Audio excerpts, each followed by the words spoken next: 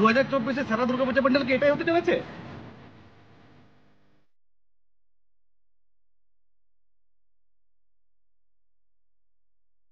বাজেটটাও কিরকম আছে আগের বারের মতো?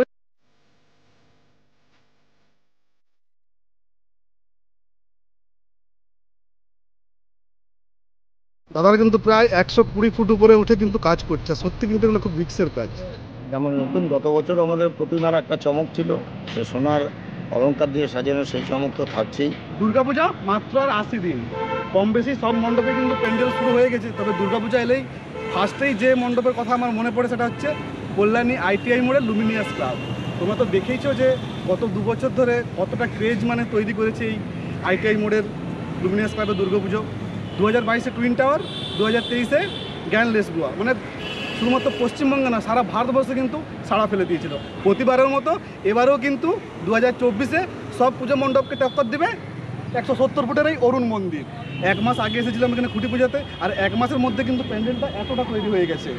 প্রতি বছরের মতো এবছরও কিন্তু প্যান্ডেলটাকে টিন দিয়ে ঘেরা হয়েছে, এখানে গেট তৈরি হয়েছে।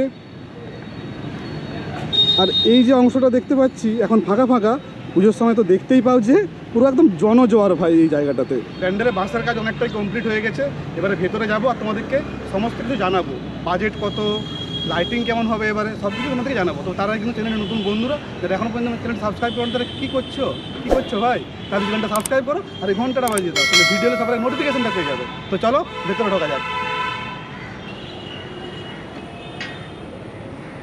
প্যান্ডেলের ভেতরে ঢুকেই দেখতে পাচ্ছি, দেখো চারদিকে কিন্তু বাঁশ ছড়িয়ে ছিটিয়ে রয়েছে। আর এখানে তো মানে বাঁশের রেকর্ড হয়, এত সংখ্যক বাঁশ ইউজ করা হয়, মানে আগের বছরের প্যান্ডেল বা 2022-এর প্যান্ডেলে প্রচুর সংখ্যক বাঁশ ইউজ করা হয়েছিল। আর এই ফাঁকা জায়গাটা পুজোর সময় কতটা সাজানো গোছানো হয় তোমরা তো দেখেইছো আগের বারে। এবছরের থিম তো তোমরা আগেই জেনে গেছো, ব্যাংককের অরুণ মন্দির। আর সেম টু সেম কিন্তু ওই ব্যাংককের অরুণ মন্দিরের মতোই কিন্তু ওই আদলে তৈরি করা হচ্ছে এখানকার প্যান্ডেল, মানে এক টুকরো অরুণ মন্দির তোমরা দেখতে পাবে এবার দুর্গাপুজোতে।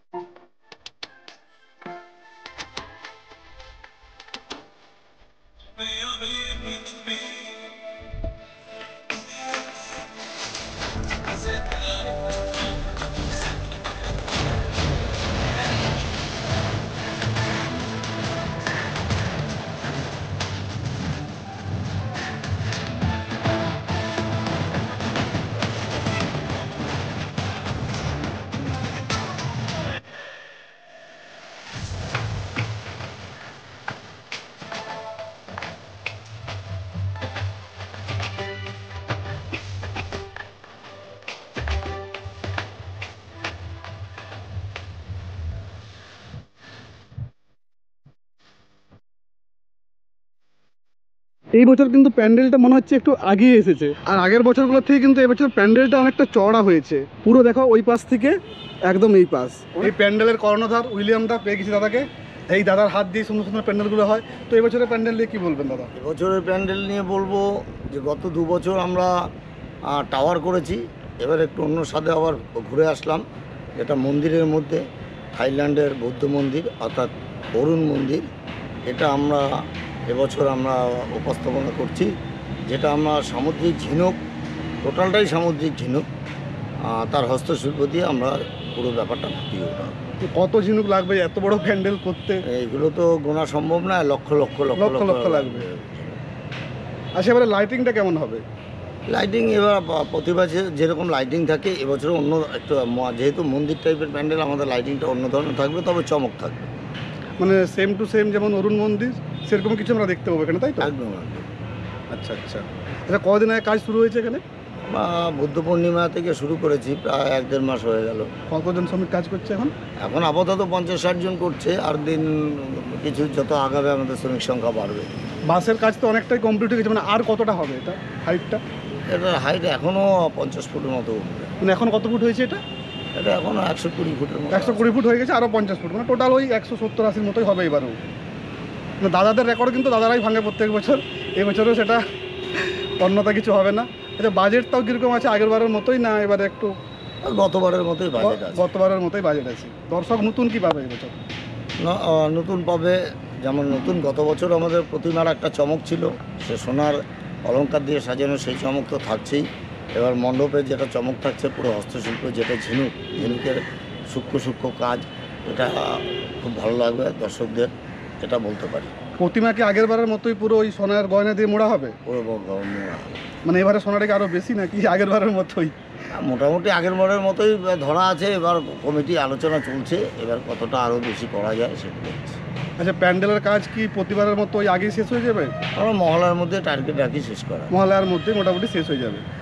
আগের বার ম্যানেজমেন্ট মোটামুটি খুব সুন্দর হয়েছিল, তো এবারও নিশ্চয়ই ওইরকম ম্যানেজমেন্ট থাকবে। একদম মানে মানুষের অসুবিধা অতটা হয়নি। টুইন টাওয়ারে যে প্রবলেমটা হয়েছিল একটুখানি, হ্যাঁ ওইটা একটু প্রবলেম হয়েছিল, কারণ এত লক্ষাধিক লোক এত মানে একই অ্যাট এ টাইম চলে এসেছিল, হ্যাঁ একটু সামাল দিতে অসুবিধা হচ্ছিল। কিন্তু গতবার থেকে আমাদের সিস্টেমটা আলাদা করে দেওয়া হয়েছে, এখন লোক বেশি হলেও কোনো অসুবিধা হবে না। আচ্ছা, ভেতরের এই প্যান্ডেলে আগের বছর গত 2 বছর দেখেছি যে আমরা কাঁচের কাজ হয়েছিল এই জায়গাটাতে, এই বছর কি কাঁচের কাজই হবে? ঝিনুকের কাজ, মানে ভেতরটাও ঝিনুকি হবে? ভেতরটাও ঝিনুক। এই সাইডের দেওয়ালগুলো সব ঝিনুক বসবে? মানে কাঁচের কাজটা এবছর থাকছে না নাকি? না না, আমরা গত বছর করেছিলাম 120 ফুট চওড়া, আমাদের মণ্ডপে এবার আছে 150 ফুট চওড়া। হ্যাঁ, দেখেই বোঝা যাচ্ছে যে চড়াটা কিন্তু অনেকটা বেশি হয়েছে। 30 ফুট আমাদের বেড়েছে, যেহেতু মন্দিরটার নকশা অনুযায়ী আমাদের করতে হয়েছে, এবং আমাদের সামনে পেছনেও অনেকটা বেড়েছে, সামনে অনেক সামনে চলে এসছে প্যান্ডেল। তো এবছর আশা করি যে খুব সুন্দর আমরা ভারতবর্ষের কাছে একটা ভালো উপহার দিতে চলেছি। আর দর্শকদের উদ্দেশ্যে বলবো, আপনাদের আমন্ত্রণ জানাই। গত 2 বছর যেভাবে আপনারা এসে নিশ্চিন্তে ঠাকুর দর্শন করতে পেরেছেন, এবছরও প্রশাসন এবং কমিটি সুন্দর ব্যবস্থা রেখেছে। আপনারা নিশ্চিন্তে ঠাকুর মণ্ডপ এবং প্রতিমা লাইটিং সব দেখতে পারবেন। মানে কি মনে হচ্ছে 2022 আর 23-এর মতো কি সেরা প্যান্ডেল এটাই হবে এবছরও? আমরা কারোর সঙ্গে তুলনা করবো না, তবে আমাদের রেকর্ড আমরা ভাঙি, এবারও তাই ভাঙতে চলেছি। প্যান্ডেলের বাইরের অংশের কাজ আমরা সব কিছুই দেখলাম, এবারে ভেতরে যাই, ভেতরে কী কাজ চলছে সেটা একটু দেখে নিই।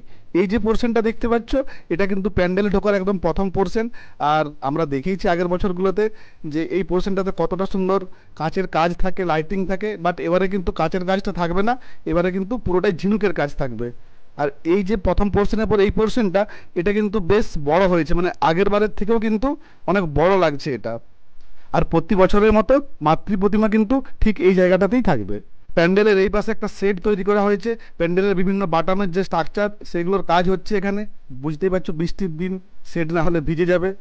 কত বাটামের কাজ করে রাখা আছে আমরা দেখতেই পাচ্ছি, অজস্র টাইপের কিন্তু বাটামের কাজ হচ্ছে এখানে। আর এই যে কাঠগুলো দেখছি, এই কাঠগুলো দিয়ে কিন্তু বাটামের কাজগুলো হচ্ছে।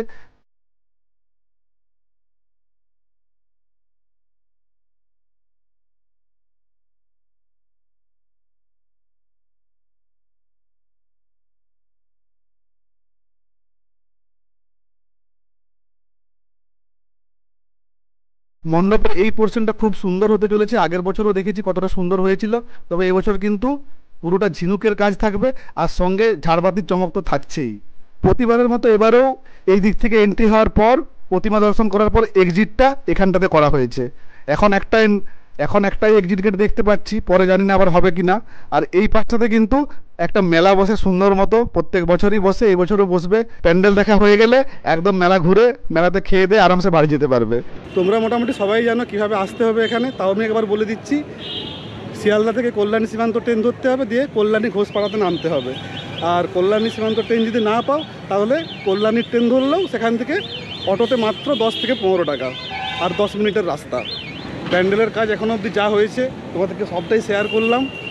আবারও আসবো আমি আপডেট দিতে তোমাদেরকে, তবে তার জন্য কিন্তু চ্যানেলটা সাবস্ক্রাইব করে ওই ঘন্টাটা বাজিয়ে রাখতে হবে, তাহলে ভিডিও এলে সবার আগে নোটিফিকেশানটা পেয়ে যাবে। আর আজকের ভিডিও কেমন লাগলো কমেন্ট করে কিন্তু অবশ্যই জানিও। যাই হোক, আজকের ভিডিও এই অবধি, দেখা হবে নেক্সট ভিডিওতে। ভালো থেকো, সুস্থ থেকো।